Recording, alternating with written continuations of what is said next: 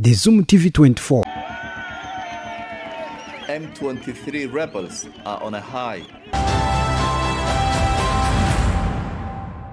Iyi niyo nkuru iri kuza mu bitangazamakuru hafi ya byose ku isi ko leta ya Repubulika Iharanira Demokarasi ya Kongo n'umutwe wa M23 noneho bashyize bagera ku masezerano yo guhagarika imirwano.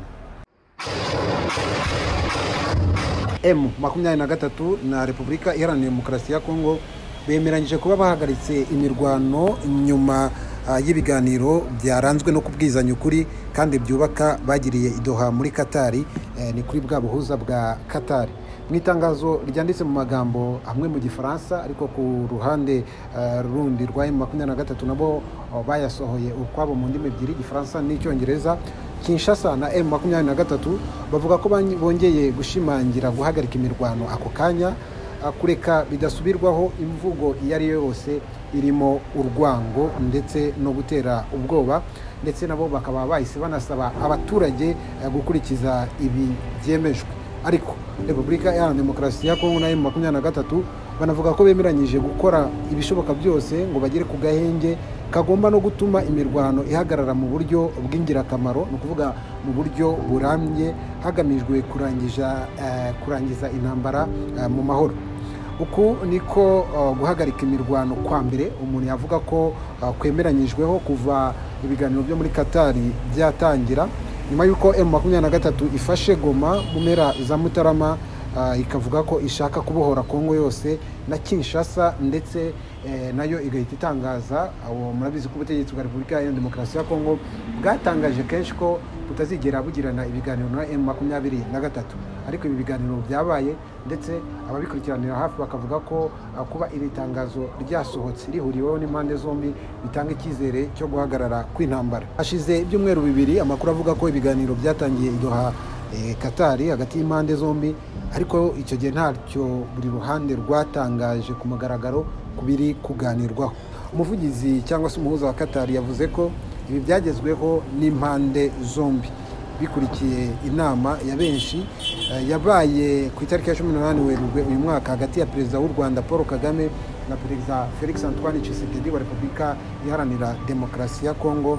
Turabizi ko ari ibiganiro byakozwe ku buhuza bwa Emir wa Qatar Sheikh Tamim bin Hamad Al Thani.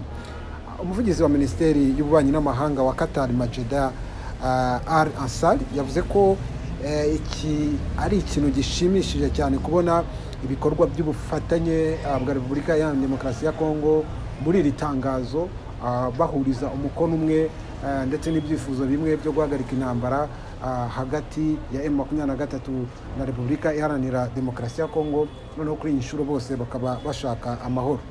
Ubutumwa yatangaje kuri Twitter yavuze ko Qatar ishishikariza impande zombi gukomeza ibi biganiro mu mwuka wubaka, zikora mu kuganisha ku masezerano ahuye cyangwa se yajyanye n'ibyifuzo by'amahoro n'iterambere by'abanyekongo. Ariko impande zombi zivuga ko zemeye kubahiriza ibyo ziyemeje, bikazafungura inzira yerekeza ku biganiro byubaka byo kugarura amahoro arambye muri Repubulika Iharanira Demokarasi ya Kongo ndetse no mu karere. Ibyo biganiro rero ngo biziga no ku mpande zimbitse z'amakuba ariho ubu no ku buryo bwo kurangiza intambara muri teritwari zo muri Repubulika Iharanira Demokarasi ya Kongo, cyane cyane mu burasirazuba. Minisitiri w'Ububanyi n'Amahanga w'u Rwanda Olivier Nduhungirehe nawe yavuze ko iri tangazo rihuriweho ari intambwe y'ingenzi ndetse igeza ku ntego yerekeza ku mahoro arambye mu burasirazuba bwa Repubulika Iharanira Demokarasi ya Kongo, mu gihe ariko ryaba ryubahirijwe cyangwa se byubahirijwe mu budahemuka. Aha muhaca akarongo kuko byagiye bivugwa kenshi ko Repubulika Iharanira Demokarasi ya Kongo ari byagiye yemeranya n'umutwe wa M23 ariko igaca inyuma ikaza kwisubiraho ku byo bari bemeranyije, bikarangira impande zombi zisubiye mu mirwano. Hanagiye habaho inshuro zirenga imwe kwitana ba mwana hagati ya M23 kuwongeye gutangiza imirwano mu gihe habaga hasabwe agahenge. Kongo igashinja M23 kugaba ibitero ku ngabo zayo, ariko kandi umutwe wa M23 nawo ukavuga ko Kongo ariyo yatangiye ubushotoranyi no kurasa ku baturage bari mu bice bigenzurwa na M23.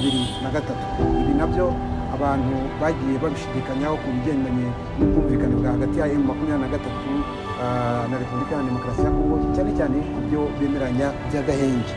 Impande zombi ariko zavuze ko zikurikiza ako kanya ibyo ziyemeje mu gihe cyose cy'ibiganiro no kugeza ku musozo wabyo. Repubulika Iharanira Demokarasi ya Kongo na M23 bashimye byimazeyo Qatar nyine kubw'ibikorwa bikomeye yabafashije byo gukora ibikorwa by'ubuhuza ndetse no kubafasha muri ibyo biganiro bitanga umusanzu wo gukomeza ibiganiro mu guteza imbere ubwumvikane hagati y'impande zombi. Repubulika Iharanira Demokarasi ya Kongo bakunze kugaragaza ko badakeneye kuganira n'umutwe wa M23 ndetse bakagaragaza ko ibyo bakumvikana byose byasaba ko uyu mutwe wa M23 uva mu bice wafashe. Ariko M23 nawo wakunze kugaragaza ko uruhande uhagazeho ari rumwe, ari ukurwana ku burenganzira bw'abaturage b'abatutsi bavuga ururimi rw'ikinyarwanda bakomeza guhohoterwa n'ubutegetsi bwa Kongo.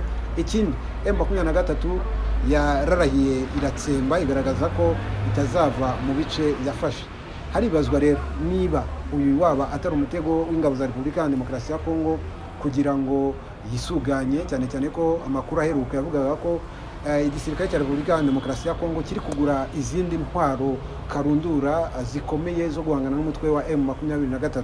Ariko ababirebera mu yindi nguni bakavuga ko cyaba ari igikorwa cyiza gihuriweho mu gihe Repubulika Iharanira Demokarasi ya Kongo noneho yahagarara kigabo, igahagarara ku cyemezo yafashe cyo guhagarika imirwano hagati yayo na M23.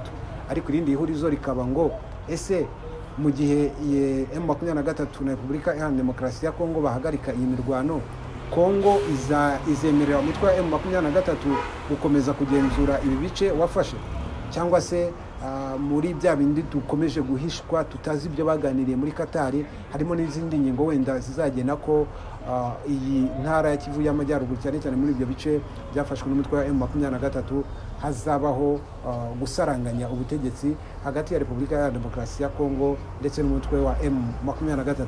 Ni byinshi byibazwa kuri aya masezerano. Hari n'abavuga ko amasezerano yo guhagarika intambara yaba ari baringa, yaba ari ayo kwiyerurutsa kwa Kongo.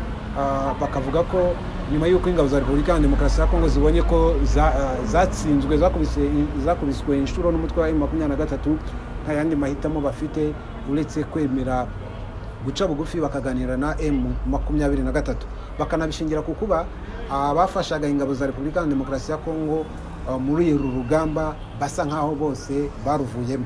Ubwo turavuga abacanshuro, tukavuga abandi barimo nabo muri FDR ndetse na Wazalendo, bamwe bagiye bishyikiriza n'u Rwanda. Ariko kandi hakaba n'ingabo za SADC zenda kuzataha vuba zafashaga ingabo za Repubulika ya Demokarasi ya Kongo kurwanya umutwe wa M23. Izi nazo zamanitse amaboko ndetse zizengurukwa n'umutwe wa M23, ziritegura gutaha mu bihugu byabo.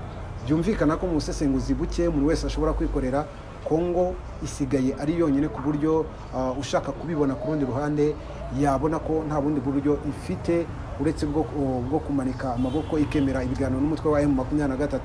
Wenda nyuma hakazanozwa uko azasaranganywa ubuyobozi cyangwa se no kugira ibyo bumvikana kugira ngo intara yo mu burasirazuba bakomeze babone amahoro. Byinshi kuri iyi ntambara ya Kongo bihinduka buri munsi, niko dukunda kubabwira. Guma kuri The Zoom TV 24 kugira ngo andi makuru azabagezweho ntazabucike. Ndabashimiye. Bye.